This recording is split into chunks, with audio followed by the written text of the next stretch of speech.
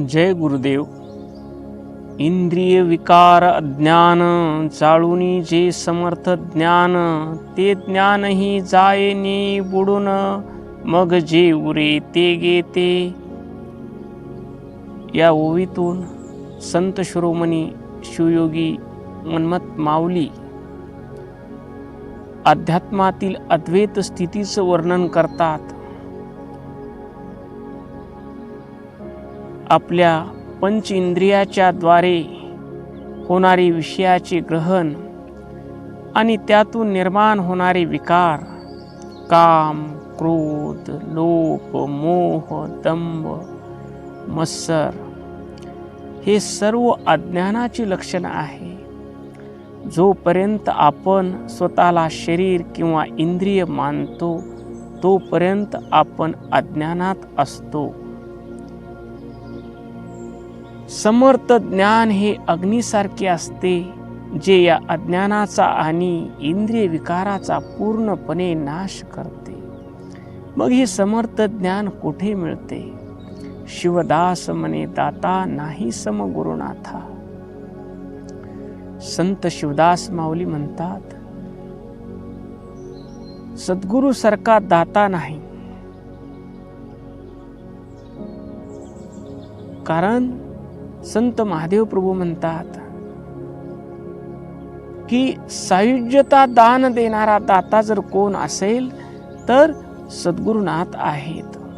शिष्य ज्यावेळेस सद्गुरुनाथाकडे जातो आणि सद्गुरुनाथाच्या चरणी विनंती करतो, महाराज, माझं अंतकरण अशुद्ध आहे, माझ्या मनात चांगले विचार येत नाहीत, मला कोणाचंही चांगलं झालेलं बरं वाटत नाही, माझं तरी मला राहावंच वाटतं, पण शेजाऱ्याचंही मला मिळालं तर बरं, अशी माझी वृत्ती झालेली आहे.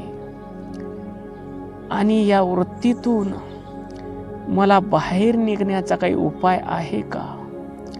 माझे डोळे चांगले पाहण्यासाठी धजत नाहीत, कान कधी भगवंताचं कीर्तन, नाम संकीर्तन, सत्संग ऐकण्यासाठी तयार होत नाहीत, वाणी कधी भगवंताचं नाम घेण्यासाठी तयार होत नाही,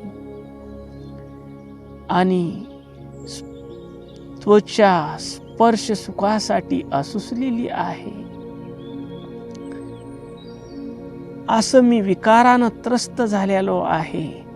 गुरु महाराज, माझ्यावर कृपा करा, मी तुमच्या चरणी शरण आलेला आहे. असा साधक जो प्रामाणिकपणे सद्गुरुनाथाच्या चरणी आपल्या अंतकरणातले दोष सर्व सांगतो, त्यावेळेस सद्गुरुनाथ त्याच्यावर कृपा करतात. याला जाणीव झालेली आहे आपल्या दोषाची आणि याला याच्या निवृत्तीचा उपाय सापडत नाही. त्यावेळेस अत्यंत दयाळू कृपाळू सद्गुरुनाथ, शिवाय नमः, या नामाचं स्मरण कर, या नामाचा जप कर. आसनी शयनी भोजनी गमनी, प्रेमेशूळ पाणी समरावा तो. बसलेला असताना, झोपताना, जेवताना, चलताना, उठताना, प्रत्येक क्रिया करताना शिवाय नमः या नामाचा तू जप कर.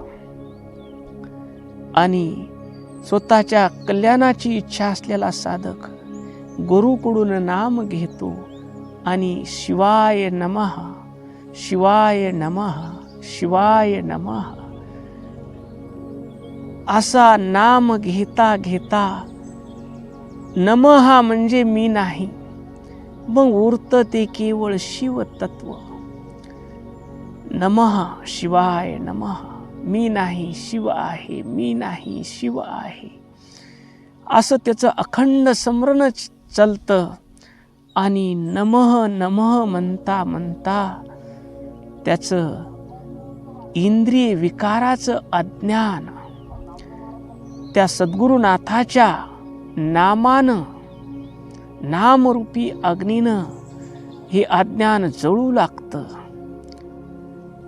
इंद्रिय विकार अज्ञान जाळूनी जे समर्थ ज्ञान, ते सद्गुरुनाथानं दिलेलं नाम, त्याचं इंद्रिय विकारातून आलेलं अज्ञान जाळतं आणि त्याचा समर्पण भाव इतका वाढतो की जे काही माझ्या जीवनात होत आहे ती माझ्या शिवाची इच्छा आहे.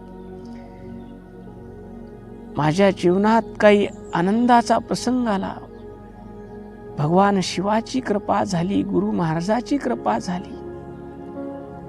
काही प्रतिकूल प्रसंग आला, त्यावेळेस माझ्या भगवंताची इच्छा आहे, माझ्या सद्गुरुनाथाची इच्छा आहे आणि त्यांनी माझ्या भल्यासाठी हा देई तापत्रय आणि ते संकट आणावया वीट संसाराचा. मला या संसाराचा वीट आला पाहिजे आणि मी ज्याच्यासाठी मला मानवाचा जन्म मिळाला आहे, माझं स्वरूप जाणण्यासाठी, माझ्या आत्मस्वरूपाचं ज्ञान करून घेण्यासाठी हा मानवाचा देह मिळाला आहे आणि मी संसारामध्ये गुरफटून पडू नये म्हणून मला हे तापत्रय, आधी दैविक, आधी भौतिक, आध्यात्मिक, ही तिन्ही ताप म्हणजे माझ्या देवाचा माझ्यावर अनुग्रह आहे. जीवनात आलेलं संकट, देई तापत्रय आणि ते संकट सुद्धा या संसारातली आसारता, या संसारात तू पकडून ठेवलेलं कधीही तुझ्या हातातून निघून जाणार आहे हे दर्शवण्यासाठी देवाचा माझ्यावर अनुग्रह आहे आणि त्यानं मला संकट दिलेलं आहे. कारण संसाराचा वीट मला आला पाहिजे आणि माझं तोंड भगवंताकडे झालं पाहिजे आणि संसाराकडे माझी पाठ झाली पाहिजे. सारुनी उपाधी लावूनी छंद, या सर्व संसारिक, मी कुणाचा तर पिता आहे, मी कुणाचा तर पुत्र आहे, मी कुणाचा तर पती आहे, मी डॉक्टर आहे, मी इंजिनियर आहे, मी वकील आहे, या सर्व उपाधी बाजूला सारून लावूनी छंद, सद्गुरुनाथानं शिवाय नमा या नामाचा मला छंद लावला. या छंदामुळं माझं अज्ञान जळून गेलं. अज्ञान जळून तिथं का राहिलं? सारुनी उपाधी लावूनी छंद, सदा ब्रह्मानंद सुख पाही, तिथं सर्व शिव स्वरूप झालं. नाम घेणारा, ज्याचं नाम घेतोय तो, आणि नाम ज्ञाता, ज्ञेय आणि ज्ञान हे एक रूप झालं. नाम घेता घेता साधक मी झाला, नामी झाला, त्याचा मीपणा निघून गेला आणि तो शिवस्वरूप झाला. पुढं माऊली म्हणतात या ओवीमध्ये, ज्ञानही जायनी बुडून, शिवाय नमा शिवाय नमा म्हणता म्हणता तिथं नमाही राहत नाही आणि शिवही राहत नाही. त्याला अखंड समाधी, अचळ स्वरूपी त्या स्वस्वरूपाची समाधी लागते.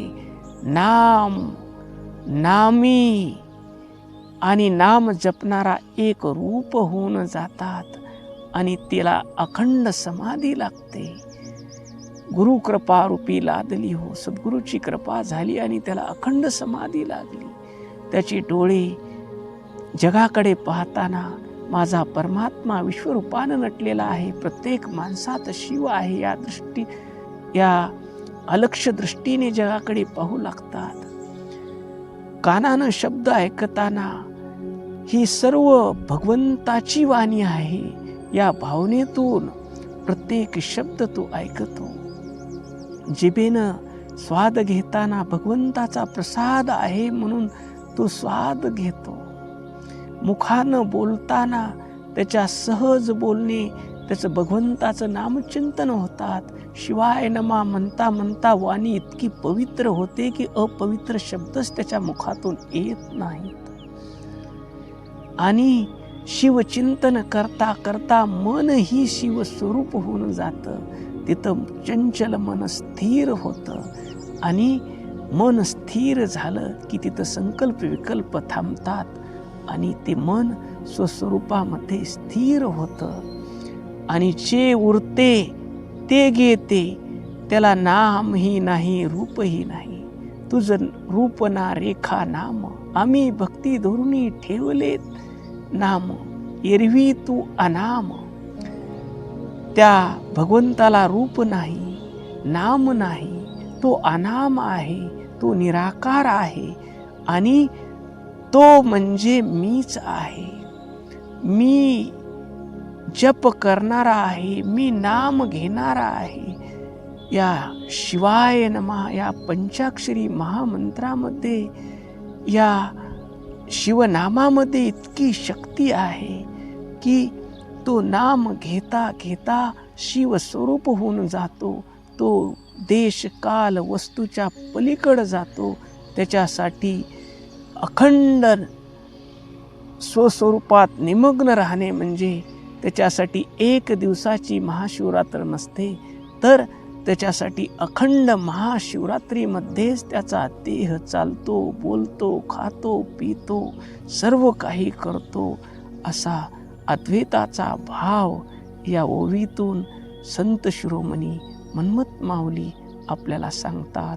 ओम शांती शांती शांती.